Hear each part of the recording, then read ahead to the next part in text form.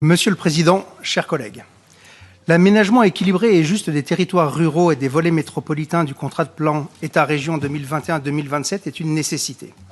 Nous sommes tous conscients de l'importance de ce sujet pour la région Auvergne-Rhône-Alpes et ses habitants, ainsi que pour la compétitivité et l'attractivité de notre territoire. Cependant, nous souhaitons exprimer nos préoccupations quant à la validation des volets mobilité de ce rapport avant de poursuivre tout versement de fonds aux métropoles. Nous pensons qu'il est crucial d'évaluer ce point avant d'aller plus loin dans les financements.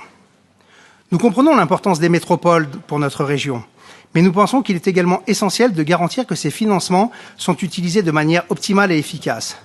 Nous avons des inquiétudes quant aux investissements prévus pour la mobilité de tous les citoyens de la région dans ces métropoles. La mise en œuvre par les métropoles des zones à forte exclusion sur la période 2022-2028 va entraîner une rupture d'égalité entre les territoires.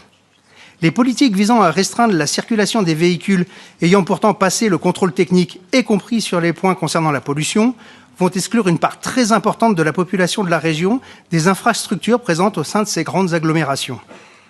Ces politiques auront également pour effet de pénaliser les territoires situés en périphérie des métropoles qui ont souvent des infrastructures de transport moins développées et sont plus dépendantes de la voiture. Nous proposerons donc par voie d'amendement un moratoire sur le versement des fonds aux métropoles tant que le volet mobilité n'aura pas été validé et approuvé.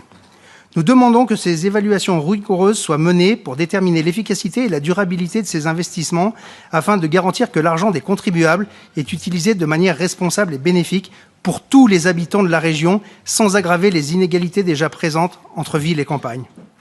En conclusion, il est impensable de verser plus d'1 demi-milliard d'euros à la métropole de Lyon sans avoir la garantie que les habitants des territoires ruraux de notre région pourront toujours se rendre dans cette agglomération avec leurs véhicules pour bénéficier des infrastructures présentes dans cette ville, et notamment celles financées par la région, comme le musée des tissus. Nous demandons donc un moratoire sur le versement des fonds aux métropoles jusqu'à ce que le volet mobilité ait été validé et approuvé. Nous demandons que des évaluations rigoureuses soient menées pour garantir l'efficacité et la durabilité de ces investissements.